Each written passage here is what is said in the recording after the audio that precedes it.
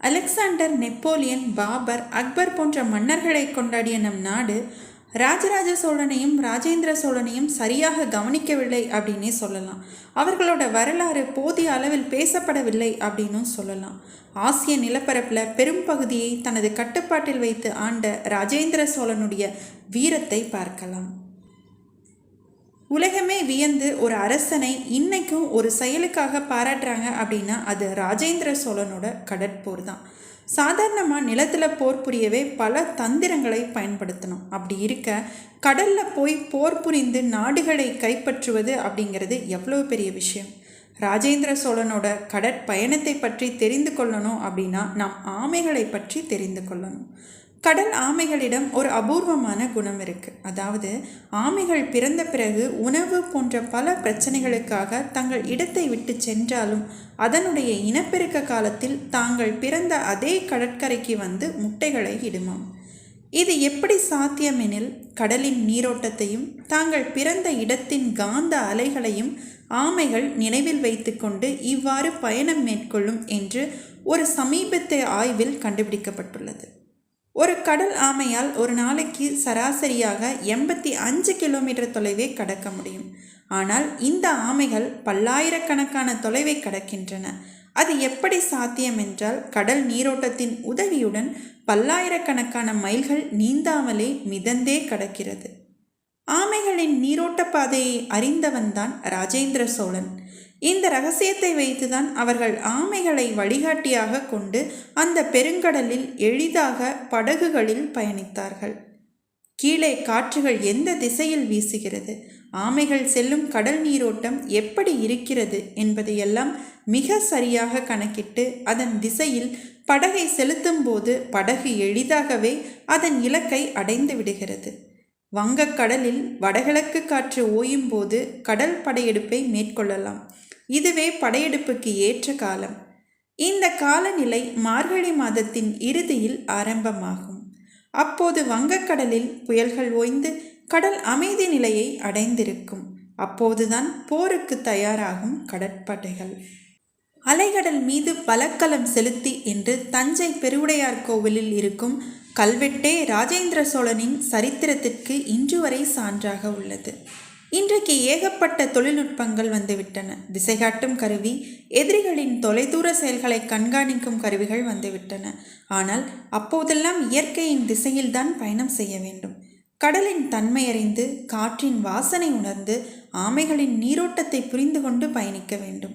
பல்லாயிரக்கணக்கான வீரர்கள், யானைகள், குதிரைகள், பல்லாயிரக்கணக்கான ஆயுதங்களை சுமந்து செல்லும் அளவிற்கு அவர்களின் கப்பல்கள் இருக்க வேண்டும். இப்படித்தான் பல ஆயிரக்கணக்கான மைல் தொலைவை கடந்தும் பல நாடுகளையும் தீவுகளையும் கடல் பரப்புகளையும் வென்று திரும்பியது ராஜேந்திர சோழனின் கடற்படை. அந்த காலத்தில் நேர்த்தியான கலங்களை கட்டுவதில் மாலத்தீவு மக்கள் பெயர் போனவர்கள். அவர்களின் கப்பல்களையே அடித்து உடைத்து அந்த நாட்டையே கைப்பற்றும் அளவிற்கு தொழில்நுட்பத்தில் நேர்த்தியான உறுதியான கலங்களை சோழர்கள் உருவாக்கினார்கள் என்று அக்காலத்து வெளிநாட்டு வணிகர்களும் பயணிகளும் தங்கள் குறிப்புகளில் குறிப்பிட்டிருக்கிறார்கள். ராஜேந்திர சோழனுக்கு கடாரம் கொண்டான் என்றொரு பெயரும் உண்டு. கடாரம் என்றால் இன்றைய மலேசியா, பர்மாவிலிருந்து இந்தோனேசியா வரை ராஜேந்திர சோழன் வென்ற நிலப்பரப்பு 36 லட்ச சதுர கிலோமீட்டர்களாகும். ராஜேந்திர சோழன் தன்னுடைய கப்பற்படையின் செயல்பாட்டை அதிகரிக்க தன்னுடைய தலைநகரை கொள்ளிடக்கரைக்கு மாற்றினான். மாமன்னன் ராஜேந்திர சோழன் சோழர்களின் புகழ்பெற்ற மன்னர்களுள் ஒருவரும் தஞ்சை பெரிய கோவிலை கட்டியவருமான ராஜராஜ சோழனின் மகன். தென்னிந்தியாவின் புகழ்பெற்ற மன்னர்களுள் ஒருவர். விஜயாலய சோழன் காலத்தில் தொடங்கிய சோழ பேரரசு ராஜேந்திர சோழன் காலத்தில் அதன் பொற்காலத்தை அடைந்தது. சோழ மன்னர்களில் ராஜேந்திரனுக்கு ஒப்பாரும் மிக்காரும் இல்லை என்ற பெருமை வாய்ந்தவர். தன்னுடைய ஆட்சி காலத்தில் ராஜேந்திர சோழன் ஏற்கனவே பறந்து விரிந்திருந்த சோழ பேரரசின் பரப்பை மேலும் விரிவுபடுத்தினார். இவர் ஆட்சி செய்த பகுதிகள் தமிழ்நாடு, ஆந்திரா, கர்நாடகா, கேரளா, தெலுங்கானா, சத்தீஸ்கர், ஒரிசா, வெஸ்ட் பெங்கால் இந்த பகுதிகளும் தென்கிழக்கு ஆசிய நாடுகள் அனைத்தும் இவர் ஆட்சி காலத்தில் இருந்தது. ராஜேந்திர சோழன் ஆட்சி காலத்தில் சோழ நாடு என்பது இந்தியா, இலங்கை, மாலத்தீவு, Kadaram, Malaysia, Sumatra, Cambodia, Indonesia, Myanmar, வங்கதேசம் ஆகியவற்றை உள்ளடக்கிய மிகப்பெரிய நிலப்பரப்பாக இருந்தது. ராஜேந்திர சோழனே முதலில் அயல் நாட்டிற்கு பெரும் படையெடுத்து சென்ற முதல் தமிழ் மன்னன். மகிபாலனை வென்று வங்காள தேசத்தை சோழ நாட்டுடன் இணைத்தவர். அதன் வெற்றியை சிறப்பிக்கவே கங்கை கொண்ட சோழபுரம் என்னும் புதிய தலைநகரத்தை உருவாக்கி தன்னுடைய ஆட்சியை அங்கிருந்து நிர்வகித்தார். அங்கே சிவபெருமானுக்காக ராஜேந்திரன் கட்டிய கற்கோயில் சோழர் கால கட்டிடக்கலைக்கு மிகச்சிறந்த எடுத்துக்காட்டாக இன்றளவும் விளங்கி வருகிறது. ராஜராஜ சோழரின் ஆட்சி காலத்திலேயே ராஜேந்திர சோழன் இணை அரசனாக பொறுப்பேற்று கொண்டார். ராஜராஜ சோழனின் ஆட்சி காலத்தில் நடைபெற்ற வேங்கி கலிங்க போர்களில் ராஜேந்திர சோழன் ராஜராஜ சோழனின் படைகளுக்கு பொறுப்பேற்று வெற்றியை தேடித்தந்தார்.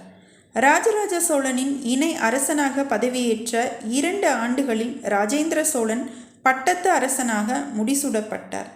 தன்னுடைய ஆட்சி காலத்தின் தொடக்கத்திலேயே தன்னுடைய மகனான ராஜாதிராஜ சோழனை இளவரசனாக பட்டம் சூட்டி ஆட்சி பொறுப்புகளை அவனுடனும் பங்கிட்டு கொண்டார்.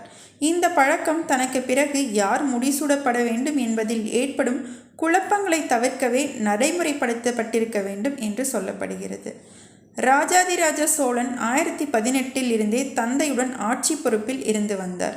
ஏறக்குறைய 26 ஆண்டுகள் இருவரும் சோழ பேரரசை நிர்வகித்து வந்தனர்.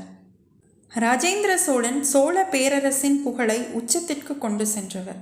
அவரது ஆட்சியில் சோழ நாடு ஒரு வலிமையான பேரரசாகவும் ஒரு சிறந்த கலாச்சார மையமாகவும் திகழ்ந்தது.